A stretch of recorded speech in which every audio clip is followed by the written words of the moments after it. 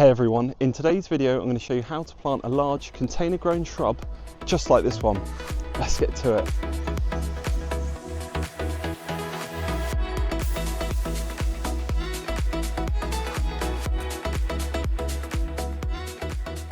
I just thought I'd do a quick video to show you how to plant a large evergreen shrub grown in a container. So here we have Prunas Lusitanica, or Portuguese laurel, which we've already planted. It's about a 2-metre shrub here, and if I bring you in closer you can see that we've dug the hole ready for the other one to go in. Now these are 45-litre pots, so we've dug the hole, and it's always good to have a pot handy just to make sure it fits. So I'm happy with the soil height.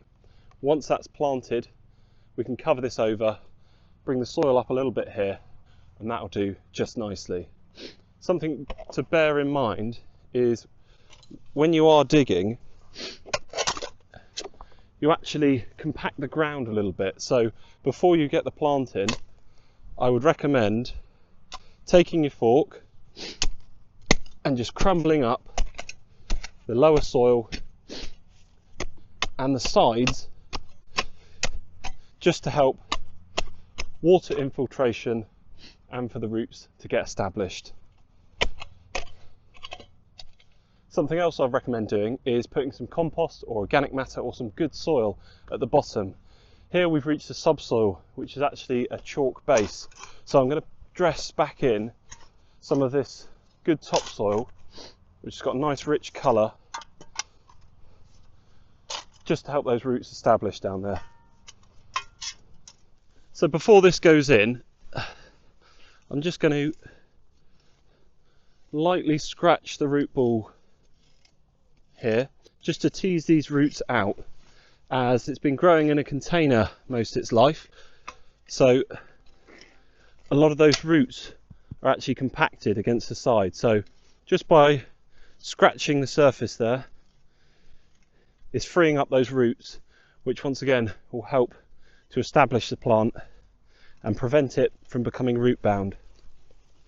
And same again, just tilt them back, and at the base there just another light scratch, and those roots now are exposed and can grow into the ground. Okay, so I'm happy with my hole and the position, and also we've tested it with the pot. So what I'm going to do is just lift this one in, as I know it's going to fit. Alright, so when you're lifting it in, gently ease it in. If you drop it, you're going to compact all those roots that we just loosened up on the base of that plant there. Now that your plant's in, you can start backfilling. But what I like to do, because there's not a huge amount of space for my feet to go all the way down into there, you can collapse the outside of the hole with a fork, and then that will allow you a big enough gap to get your foot in without the need of digging a huge hole. And while about half of that is backfilled, I'm just going to give it a water, as it is quite a hot day today, and I want the water to go deep into the roots. Let's give it a little bit more. This is a large pot and it's going to be quite dry for the rest of the week, so I'm not in any danger of overwatering there. Also, you can see I'm not on a clay soil. It's a really nice soil to work with here, and you can see it's nice and dark and rich, so also got a good bit of drainage with these kind of chalk stones. So now I'm ready to backfill.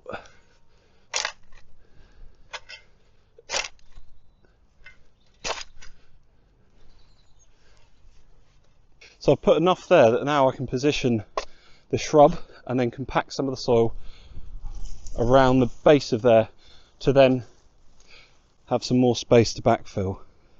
So just gently firming it.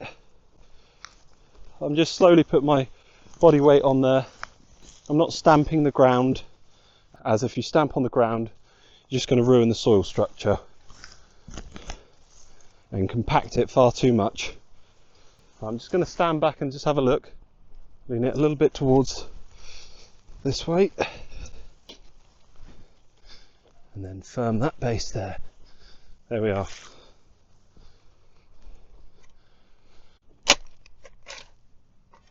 Now it's just a case of filling in the rest of the hole with the soil that you dug out. Once again, you can mix in some compost at this point.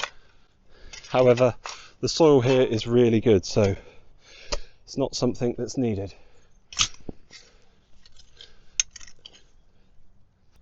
You just want to make sure the soil is clear of debris, roots and stones and bits that you're backfilling. Always worth pulling those out. And then another gentle firm there. Once again, I'm not stamping on the ground and putting my heel in.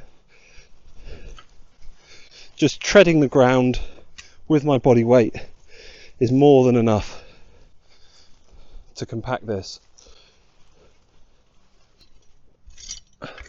Final dress of some soil around there, and then finish up with a rose head on the watering can or on your hose attachment, as that's going to be less impactful on the soil. It's not going to compress it. I'm just going to give that a couple more cans. As I said, it's really quite hot today, and this soil is super dry and drains really well, so that's it. And that's both of them in. So between them I've given them a couple of cans of water, which with the rose head attachment disturbs the soil the least, so really helps that water infiltrate deep into the soil. So something worth knowing is you're able to do a light prune on these now. If you've got any branches that may have snapped in transport or planting, then you can take those off. And any branches that are clearly out of place, then those can come off as well, as you don't want the plant to waste energy on out of shape growth. If these plants, for instance, weren't as thick and bushy at the base, then a good tip would be to top them, because that would stimulate lower growth, so they would start to thicken up at the base there. Equally, if you wanted them to grow taller and they're too bushy at the base, cut the lower shoots back a little bit, and that will encourage the plant to grow up. But for this instance, I've just taken off a few out of place branches, as they've got a really nice shape. Container plants can be irrigated by a water sprinkler system. However, plants grown in containers as large as this will usually be connected to a drip feed and water irrigation system at the nursery. So when you find the plant you want, it's helpful to remove the watering system, plug it to prevent water loss, and this is found at the top of the drip feed attachment. Then hang it along the support line to keep it tidy for the nursery. And that's it for this video. Hope you found it educational and entertaining. And thank you to everyone who gets involved with the video by liking, commenting, sharing and subscribing. You really help the channel grow, and it's much appreciated. And I'll catch you on the next one. Cheers.